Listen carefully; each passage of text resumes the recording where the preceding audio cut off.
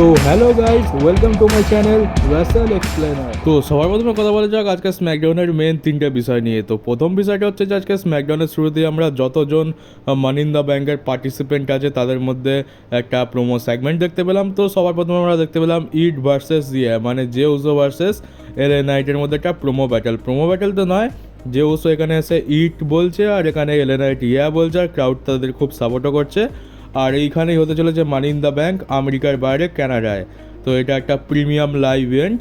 আর হচ্ছে যে তারপরে আমরা দেখি যে চ্যাট গেবাল সেই একই কথা বলে যে হোয়াইট সিক্স তার উপর অ্যাটাক করেছিল। অ্যান্ড্রাডেও আসে, অ্যান্ড্রাডে বলে যে এইসব আলতু ফালতু বক করে কোনো লাভ নেই, মেন কথা হচ্ছে যে ম্যাচ যেত তারপরেই তুমি আসল জায়গায় পৌঁছাবে। তো অ্যান্ড্রাডেই দেখতে গেলে কাজের কথা বলেছে, বাকি সবাই তো আলছালি তো বকছিল তখন থেকে। কার্মেল হয়ে গেলো, যাকে কেউ পাত্তা দিল না। আর একটা দেখার বিষয় হচ্ছে যে এখানে চ্যাট গেবালকে ইউজ সাক চ্যান্ট করা হচ্ছে। তো আমরা বলছিলাম যে চ্যাট গেবাল নেক্সট কাট অ্যাঙ্গেল হবে, তো সেই দিকে খুব ভালোভাবে এগোচ্ছে। কাট অ্যাঙ্গেলের মতোই চ্যাট গেবালকে ইউজ সাক চ্যান্ট করা হচ্ছে। দুজনেই অলিম্পিকে ছিল, আর দেখতে গেলে অনেকটা একই রকমের এদের মুভগুলো। তো চ্যাট গেবাল এখন নেক্সট কাট অ্যাঙ্গেল হতে চলেছে, যেটা দেখে তো বোঝাই যাচ্ছে। তারপরে হলো ড্রু ম্যাকিন্টার এখানে সবাইকে রোস্ট করে দিল। কার্মেলো হেজ আর অ্যান্ড্রাডেকে তো পাত্তাই দিল না। অ্যান্ড্রাডে এল ইডিয়েট বলে দিল। তো অ্যান্ড্রাডের কোনো ভ্যালু নেই। তো সবাইকে খুব ভালোভাবে রোস্ট করেছে, কিন্তু লাস্টে আমরা দেখতে পাই যেখানে জে উসো আর এলএ নাইটকেই আপার হ্যান্ড দেওয়া হয়। কিন্তু শেষ পর্যন্ত কি হয় যে এখানে প্রোমো শেষ করার আগে আমরা দেখতে পাই যে ড্রু ম্যাকিন্টার সবাইকে তো রোস্ট করে, কিন্তু জে উসোর বেলায় বলে যে ভাই তুই বর্ডার কী করে ক্রস করলি। তো তোমরা যারা বুঝতে পারছো না তাদের জন্য বলে দিই যে উসো কী করে, যে ড্রিঙ্ক অ্যান্ড ড্রাইভ করে, মানে মদ খেয়ে গাড়ি চালায়, যার ফলে তার নামে পুলিশ কেসও অনেকবার হয়েছে। সেই কারণে আমেরিকার বাইরে যে উসোর যাওয়া অ্যালাউ তেমন নেই। কিন্তু এখানে যেহেতু ড্রিঙ্ক অ্যান্ড ড্রাইভ কেস আছে, তো একটু বলতে পারো যে একটু কমের ওপর দিয়ে আছে, তাই ডাব্লিউডাব্লিউ ম্যানেজ করে তাকে আমেরিকার বাইরে অনেকবারই নিয়ে গেছে। তাই জন্যই বলছে যে এটা তো কানাডা, এটা আমেরিকা নয়। তো কানাডা হচ্ছে আমেরিকার বাইরে। তো জেউসো বর্ডার কী করে ক্রস করলো, কারণ জেউসো তো পারমিশনই নেই, মদ খেয়ে গাড়ি চালায় বলে তাকে বাইরে অ্যালাউ করা হয় না, শুধুমাত্র আমেরিকাতেই অ্যালাউ আছে। তো এখানে সেই বিষয়টাও বললো। আশা করি তোমাদের কাছে এবার পরিষ্কার হয়ে গেছে। তো এবারে এই প্রথম সেগমেন্ট থেকে আর কিছু বলার নেই, এখানে জে উসো আর এলএ নাইট স্ট্যান্ড করে। এছাড়া আমরা নতুন ট্যাগ টিম চ্যাম্পিয়ন দেখতে পেলাম, যেমনটা বলছিলাম যে অস্টিন থিওরি আর গ্রেসন ওয়ালারের মধ্যে একটা ঝামেলা বাঁধবে, যার ফলে এরা চ্যাম্পিয়নশিপ হারবে। আর ডিআইওয়াই এর সাথে এদের ফিউড হচ্ছে, তো ডিআইওয়াই এর কাছেই চ্যাম্পিয়নশিপ আসতে চলেছে। তো কী হয় আমরা দেখতে পেলাম যে এখানে রেসলিং ওয়াইজ ম্যাচ খুবই ভালো ছিল, 4 জন খুবই ভালো মানের রেসলার আমরা জানি, এরা খুবই ভালো ভালো ম্যাচ দেয়। তো কী হয় যে এখানে অস্টিন থিওরি আর গ্রেসন ওয়ালারকে টমাসো চ্যাম্পা জনি গার্গানো দুজনে মিলেই সাবমিশন মুভ লাগিয়ে দেয় রিংয়ের মাঝখানে। আর এখানে এই গ্রেসন ওয়ালার আর অস্টিন থিওরি দুজনেই ট্যাপ আউট করে দেয়। তো নতুন চ্যাম্পিয়ন পেয়ে গেছি।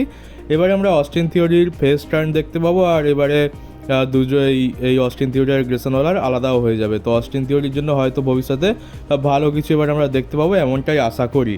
আর সবথেকে বড় যে জিনিসটা দেখতে পেলাম সেটা হলো সোলো সিকোবার চ্যালেঞ্জ রোমান রেন্সকে। হ্যাঁ, ঠিকই শুনছো, সোলো সিকোবা রোমান রেন্সকে ডাইরেক্ট চ্যালেঞ্জ করে দিয়েছে। আজকে স্ম্যাকডাউনের মেন ইভেন্টে আমরা সোলো সিকোবা আর ব্লাড লাইনের একটা প্রোমো সেগমেন্ট না একটা ভিডিও প্যাকেজেস দেখতে পাই, যেখানে সোলো সিকোবা অনেক কিছু রিভিল করেছে। সোলো সিকোবা বলছে যে আমি যেটা করছি সেটা ফ্যামিলির জন্যই করছি, আর এই যে উলাফালা মালা আছে এই মালাটা আমার দরকার নয়, এইটা আমার ফ্যামিলির জন্য দরকার। আর যে এই মালাটা পড়বে সেই ট্রাইবাল চিফ। এইবারে আসে রোমান রেন্সের প্রসঙ্গে। তো বলে যে রোমান রেন্স একটা ফেলিয়ার। রোমান রেন্স কী করেছিল যে সে এনাফ ছিল না রেসলমেনিয়াতে তার টাইটেল ডিফেন্ড করার জন্য, মানে বলতে চাইছে যে রোমান রেন্স অযোগ্য ছিল রেসলমেনিয়াতে তার টাইটেলটা ডিফেন্ড করার জন্য, যার ফলে সে ম্যাচ হেরেছে আর ফ্যামিলির মান সম্মানও ডুবিয়েছে। তো এবার কী হবে, সোলো সিকোবা নিজের ফ্যামিলির জন্য কোডি রোডসের থেকে ওই টাইটেলটাকে নেবে, আর যদি রোমান রেন্স চায় ওই টাইটেলটা, তাহলে সোলো সিকোবার থেকে রোমান রেন্সকে ওই টাইটেলটা নিতে হবে। মানে এখানে সোলো সিকোবার ডাইরেক্ট রোমান রেন্সকে চ্যালেঞ্জ করছে।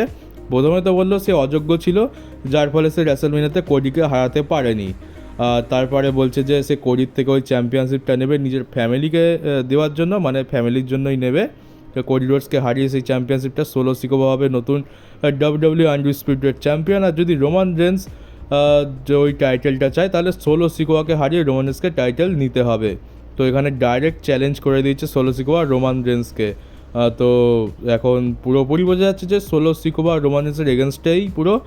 সোলো সিকোয়া বেশ কিছু সময় আগে বলেছিল যে রোমানের সাথে তার কথা হয়, সেগুলো পুরোপুরি মিথ্যে, এটা এখন বোঝাই যাচ্ছে।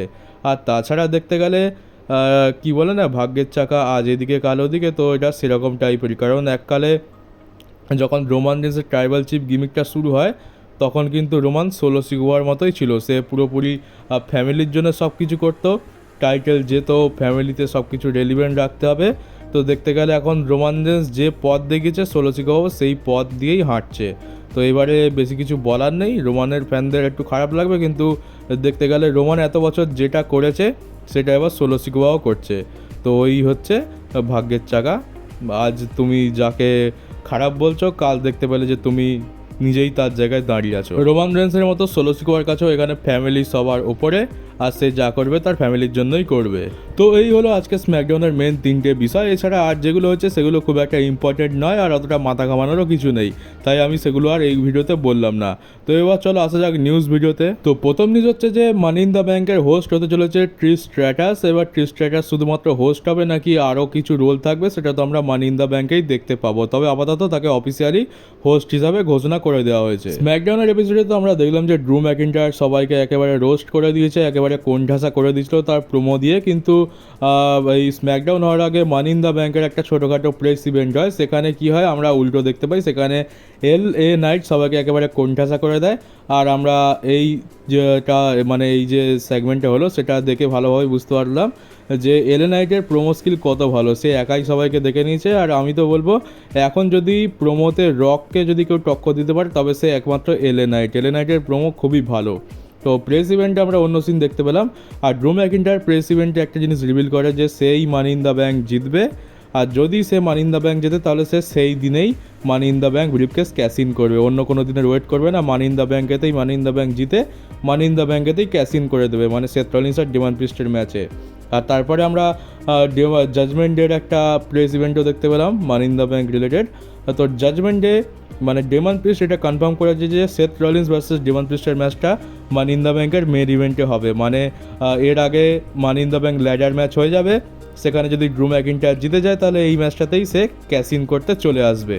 আর যদি এমনটা হয় তোমরা একটা ইন্টারেস্টিং জিনিস দেখো, রেসলমেনিয়াতে কী ছিল যে ড্রু ম্যাকিন্টায়ারের সাথে সেথ রলিন্সের ম্যাচ হলো, আর সেখানে demon priest money in the bank cash in করতে চলে এলো। এবার ম্যাচ হবে ডেমান প্রিস্ট আর সেথ রলিন্সের মধ্যে, আর এখানে ড্রু ম্যাকিন্টায়ার ক্যাশ ইন করতে চলে আসবে। তো দেখতে গেলে ড্রু ম্যাকিন্টায়ার তো CM পাঙ্কের থেকে মেরে মুড়ে বদলা নিয়েই নিয়েছে, এবারে এই বদলাটা যদি এরকম হয় তাহলে দারুণ দেখতে হবে। ডেমান প্রিস্টের থেকে তো বদলা নেওয়াই হবে, কারণ ডেমান প্রিস্ট ড্রু ম্যাকিন্টায়ারের উপরে ক্যাশ ইন করেছিল মানি ইন দ্য ব্যাংক, এবার ড্রু ম্যাকিন্টায়ার ডেমান প্রিস্টের উপরেই money in the bank cash in করবে। আর সব দিক দিয়ে দেখতে গেলে সুপারস্টার কিন্তু সেই তিনজনই, সেথ রলিন্স, ড্রু ম্যাকিন্টায়ার আর ডেমান প্রিস্ট। যদি এটা হয় তো দারুণ হবে, বলতে গেলে একেবারে পারফেক্ট বদলা হবে ড্রু ম্যাকিন্টায়ারের জন্য। কিন্তু এখন হয় কি না সেটাই দেখার। যদি CM punk money in the bank ladder ম্যাচে এসে কিছু করে তাহলে তো ড্রু ম্যাকিন্টায়ারের মনে হয় না সেই স্বপ্ন পূরণ হবে।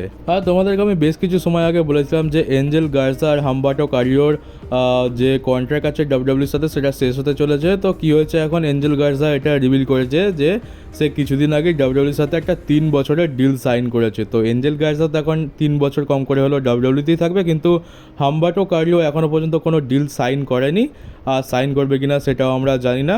তো দেখা যাক, এঞ্জেল গার্সা তো আছে, হাম্বাটো কারিও আছে কি নেই সেটা আমরা কিছুদিন পরেই জানতে পারবো। আর আমরা ভিন্স ম্যাকম্যানের আজব আজব চিন্তাভাবনার কথা তো অনেকবার শুনেছি, তবে এবার সেথ রলিন্সের তরফ থেকে আরেকটা জিনিস রিভিল হয়েছে যে সেথ রলিন্স 2015 সালের সামার স্ল্যামেতে একটা সাদা রিং গিয়ার পরে এসেছিলো, সাদা কালারের জায়গায় সাদা কালারের প্যান্ট। তো কী হয় যে ভিন্স ম্যাকম্যানের ওটা পছন্দ হয়নি, আর ভিন্স ম্যাকম্যান বলে দেয় যে সেথ রলিন্স যেন আর কোনোদিনও ওই রকম সাদা কালারের জামা কাপড় না পরে। তো জানি না ভিন্স ম্যাকম্যানের মাথায় কী চেপেছিল, দেখতে তো সেথ রলিন্সকে খুবই ভালো লাগছিল, কিন্তু ভিন্স ম্যাকম্যান তাকে বলে দিয়েছে যে এই পোশাকটা তোমার জন্য পুরোপুরি ব্যান, তুমি এইরকম সাদা কালারের পোশাক, মাথা থেকে পা পর্যন্ত সাদা কালারের পোশাক আর কোনো দিনও ডাব্লিউডাব্লিউতে পরবে না। তো সেথ রলিন্স বলে যে আমি এর কারণ আজ পর্যন্ত জানি না যে ভিন্স ম্যাকম্যান কেন এটাকে ব্যান করে দিয়েছিল, হয়তো তার পছন্দ হয়নি। ভিন্স ম্যাকম্যানের তো জানি না কী সব আলতু ফালতু চিন্তাভাবনা সবসময় মাথায় ঘোরে, আর এরকম উল্টো পাল্টা বিকট জিনিস সে করতেই থাকে। তো এইটাও একটা বলতে পারো ইন্টারেস্টিং তো নয়, তবে আজব একটা ঘটনা। এর পরের নিউজটা রোমান রেন্স রিলেটেড। তো যেমনটা আমরা জানি যে রোমান রেন্সের এখন স্যালারি হচ্ছে $5 মিলিয়ন, আর সবথেকে বেশি স্যালারি পায় ব্রক লেসনার, $12 মিলিয়ন, যেটা আমাদের ভারতীয় টাকায় 100 কোটি টাকার কাছাকাছি, আর বাংলাদেশি টাকায় তো আরও অনেক বেশি। তো এবার এমনটা জানা যাচ্ছে, এমনটা কিছু রিপোর্টস বলছে যে রোমান রেন্সের যখন রিটার্ন হবে তখন রোমান রেন্স নাকি ব্রক লেসনারের থেকেও বেশি টাকা পাবে, আর ডাব্লিউডাব্লিউর ইতিহাসে সবথেকে বেশি স্যালারি পাওয়া রেসলার হয়ে যাবে। তো 5 মিলিয়ন থেকে একেবারে 12 মিলিয়নের ওপরে রোমান রেন্সের স্যালারি হতে চলেছে যখন রোমানের রিটার্ন হবে। তো খুবই ভালো খবর, আর আমি তো বলবো রোমান রেন্স এটা ডিজার্ভও করে, কারণ সে কোম্পানিকে যা যা দিয়েছে সে অনায়াসে ব্রক লেসনারের লেভেলের স্যালারি ডিজার্ভ তো করে। আর আমাদের স্ম্যাকডাউনের জেনারেল ম্যানেজার নিক অলডিস সোশ্যাল মিডিয়াতে তার একটা ফটো পোস্ট করেছে, দেখতেই পাচ্ছি যে একেবারে খুবই ভালো বডি সডি বানিয়ে ফেলেছে, তবে তার বাঁ হাতটা এখনও ইনজয়েড আছে, আর যতদূর জানি যে সামার স্ল্যামের আগে সেটা ঠিক হয়ে যাবে, পুরোপুরি মেডিকেলি ক্লিয়ার হয়ে যাবে। তো দেখা যাক সামার স্ল্যামেতে আমরা তার ডেবিউ ম্যাচ দেখতে পাই কিনা। নিক অলডিসের তো ডেবিউ এতদিনে হয়ে যাওয়ার কথা ছিল, কিন্তু যেহেতু বাঁ হাতটা ইনজয়েড হয়ে যায় সিএম পাঙ্কের মতোই, তো সেই জন্য এটা পিছিয়ে দেওয়া হয়। আর এখন সে সোশ্যাল মিডিয়াতে তার ফটো পোস্ট করে এটা জানাতে চাইছে যে আমি একেবারে রেডি, শুধুমাত্র ডাব্লিউডাব্লিউর তরফ থেকে গ্রিন সিগন্যাল পেলেই আমরা স্ম্যাকডাউনের জেনারেল ম্যানেজার নিক অলডিসের ডেবিউ ম্যাচও ডাব্লিউডাব্লিউতে দেখতে পেয়ে যাব। তো দেখা যাক কার এগেনস্টে লড়ে। আমার তো মনে হয় এজে স্টাইলসের সাথে হয়তো নিক অলডিসের সামার স্ল্যামেতে ম্যাচ হলেও হতে পারে। তো এবার আসি জেকব ফাটুর উপরে, হয়তো আমরা জেকব ফাটুকে এই মানি ইন দ্য ব্যাঙ্কে নাও দেখতে পেতে পারি, আর এখন পুরোপুরি পরিষ্কার নয় যে কোডি রোডসের টিমের এগেনস্টে জেকব ফাটুর লড়বে কিনা। কারণটা হচ্ছে যে জেকব ফাটুর এগেনস্টে কিছু ক্রিমিনাল চার্জেস আছে, আর যেহেতু ক্যানাডা আমেরিকার বাইরে, তাই জেউসের মতো হয়তো জেকব ফাটুকেও অ্যালাউ করা হবে না। জেউসোকে অ্যালাউ করা হয়েছে কারণ সে তো মদ খেয়ে গাড়ি চালিয়েছে, সেটা খুব একটা বড় সমস্যা নয়, কিন্তু জেকব ফাটুর একটু সিরিয়াস বলতে হবে। তো আমি তোমাদেরকে আমার আগের একটা ভিডিওতে বলেছিলাম যে জেকব ফাটুর নামে কিছু ক্রিমিনাল চার্জেস আছে, যার ফলে হয়তো জেকব ফাটু আমেরিকার বাইরে তাকে অ্যালাউ করা হবে না। তাই এখনও কিছু পরিষ্কার নয় যে জেকব ফাটুকে ডাব্লিউডাব্লিউ ব্যবস্থা করে কানাডায় নিয়ে যেতে পেরেছে কিনা, এখনও সেটা পরিষ্কার নয়। তো কালকেরই আমরা জানতে পারবো যে জেকব ফাটু ম্যাচ রেসেল করতে পারবে কিনা।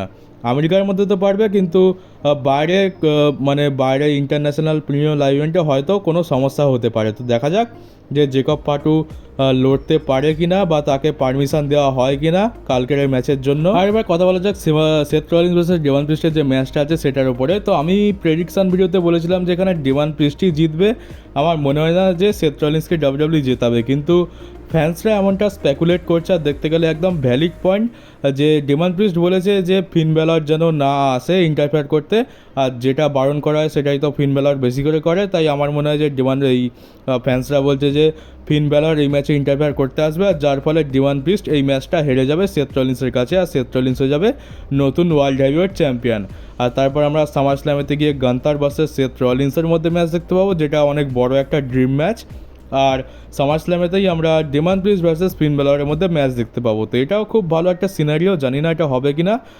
তবে ডেভান প্রিস্ট এত তাড়াতাড়ি চ্যাম্পিয়নশিপ হেরে যাবে এটাই কেমন যেন লাগছে। তো ডাব্লিউডাব্লিউর নজরে ডেভান প্রিস্ট অনেক বড় একজন স্টার, তাকে ভালোভাবে ডাব্লিউডাব্লিউ বিল্ডও করছে বলতে গেলে, আর এত তাড়াতাড়ি হারিয়ে দেবে এটাই একটু খটকা লাগছে। না হলে সেথ রলিন্স জিতুক বা ডেভান প্রিস্ট জিতুক আমার কোনো প্রবলেম নেই, সেথ রলিন্স জিতলেও ভালোই হবে। আর যদি ডেভান প্রিস্ট জেতে তাহলে ডেভান প্রিস্টের জন্যই ভালো, সে ফিউচারে গিয়ে সেথ রলিন্সের লেভেলের একটা স্টার হয়তো তৈরি হলেও হতে পারে। আর আজকে স্ম্যাকডাউন থেকে আমরা আরেকটা জিনিস জানতে পারলাম, সেটা হলো যে সোলো সিকোবা হয়তো কোডি রোডসকে চ্যালেঞ্জ করবে চ্যাম্পিয়নশিপের জন্য। আর বেশ কয়েকটা ভিডিওর আগে আমি বলেছিলাম ভিডিওতে যে এমনটা নিউজ আসছে যে নাকি সামার স্ল্যামেতে মেন ইভেন্টে হতে চলেছে কোডি রোডস ভার্সেস সোলো সিকোবার মধ্যে ম্যাচ চ্যাম্পিয়নশিপের জন্য। সেটা তখন বিশ্বাস হয়নি, কারণ সোলো সিকোবা কোডি রোডসের সঙ্গে চ্যাম্পিয়নশিপ ম্যাচ লড়বে, আবার সামার স্ল্যামেতে এই ম্যাচটা কেই বা দেখতে চায়। কিন্তু এখন হচ্ছে সেটা সত্যি হতে চলেছে। মানি ইন দ্য ব্যাঙ্কেতে কোডি রোডসের টিমকে যদি সোলো সিকোবার টিম হারিয়ে দেয়, তাহলে সোলো সিকোবার কাছে একটা পয়েন্ট থাকবে বলার জন্য যে আমি তোদের টিমকে হারিয়েছি, আমার চ্যাম্পিয়নশিপ অপরচুনিটি চাই। তাহলে সামার স্ল্যামেতে এখানে কোডি রোডস ভার্সেস সোলো সিকোবার মধ্যে ম্যাচ হবে। তারপর সোলো সিকোবা যেমনটা বলেছে যে সে চ্যাম্পিয়নশিপ জিতবে না সে তো আমরাও জানি, কিন্তু সোলো সিকোবার কথা অনুযায়ী সে চ্যাম্পিয়নশিপ জিতবে, আর তারপর রোমান রেন্সকে চ্যালেঞ্জ করবে। তো সেখানে হয়তো দেখতে পেলাম যে কোডি ভার্সেস সোলো সিকোবার ম্যাচটাই আমরা সামার স্ল্যামেতে দেখতে পেলাম। তারপর সেই ম্যাচ শেষ হওয়ার পর সেখানে রোমান রেন্স চলে এলো, আর সোলো সিকোবাকে বললো যে কী রে, তুই তো বলেছিলিস চ্যাম্পিয়নশিপ জিতবি, তো কী হলো তোর চ্যালেঞ্জের। তো এইটা একটা সিনারিও হতে পারে। দেখতে খারাপ লাগছে যে সোলো সিকোবার সাথে কোডি রোডসের ম্যাচটা আমাদের সামার স্ল্যামের মেন ইভেন্টে দেখতে হবে, এমনটা তো সিনারিও দেখে লাগছে। তবে না হলেই ভালো হয়, কেই বা দেখতে চায় এইসব ম্যাচ। তবে যদি এটা সত্যি হয় যে কোডি রোডসের সাথে যদি সোলো সিকোবারই ম্যাচ করানোর প্ল্যান থাকে, তাহলে বলবো যে র্যান্ডি অর্টনের সাথে কোডি রোডসের এখনই ঝামেলা বাঁধবে না। যেমনটা আমি প্রেডিক্ট করেছিলাম যে মানি ইন দ্য ব্যাঙ্কেতে কোডি রোডসের টিম ম্যাচ হেরে যাওয়ার পর হয়তো র্যান্ডি অর্টন কোডির উপরে অ্যাটাক করতে পারে, আর কেউ মারতে পারে। তো সেইটা হয়তো দেখতে পাবো না। যদি সেটা না দেখতে পাই, তার মানে এটাই যে সোলো সিকোবার সাথে কোডি রোডসের সামারস্ল্যামে ম্যাচ হতে চলেছে। এটা খারাপ খবর। এখন আপাতত এটুকু বলতে পারি যে এখন সামনে অনেক কটা সিনারিও দেখা যাচ্ছে, কোনটা হবে বলা পরিষ্কার, মানে কিছু পরিষ্কার বলা যাচ্ছে না। তবে ব্যাপারটা হচ্ছে যে মানি ইন দ্য ব্যাঙ্ক হয়ে যাওয়ার পর হয়তো আমরা সিনারিও কিছুটা ক্লিয়ার হতে দেখতে পাবো যে কোন দিকে ডাইরেকশান যাচ্ছে, সামারস্ল্যামেতে আমরা কী দেখতে পাবো। তো আগে মানি ইন দ্য ব্যাঙ্কটা হোক, তারপরেই না হয় ভাবা যাবে। আর বলে রাখি, তোমরা কিউএনএ ভিডিওর জন্য অপেক্ষা করছো, তো প্রশ্ন তোমরা অনেকেই করেছো, অনেক প্রশ্ন করেছো। তো এই কিউএনএ ভিডিওটা আমি ভাবছি যে সোমবারে আমি আপলোড করে দেবো, কারণ কালকের তো মানি ইন দ্য ব্যাঙ্ক আছে, কালকের হয়তো হয়ে উঠবে না। সোমবারেতে আমার মনে হচ্ছে যে আমি ওই ভিডিওটা আপলোড করতে পারবো। তো কিউএনএ ভিডিও যারা দেখতে চাও তারা সোমবারে আমার কিউএনএ ভিডিওর অ্যান্সার পেয়ে যাবে। তো চলো গাইজ, এই ছিল আজকের ভিডিও। কেমন লাগলো কমেন্ট বক্সে জানিও। নতুন থাকলে চ্যানেলটাকে সাবস্ক্রাইব করে নোটিফিকেশন বেলটাকে অবশ্যই অন করে দিও, আর পারলে ভিডিওটাকে একটু শেয়ারও করে দিও। তো চলো বন্ধুরা, দেখা হচ্ছে তোমাদের সাথে আমার পরের ডাব্লিউডাব্লিউ নিউজ ভিডিওতে।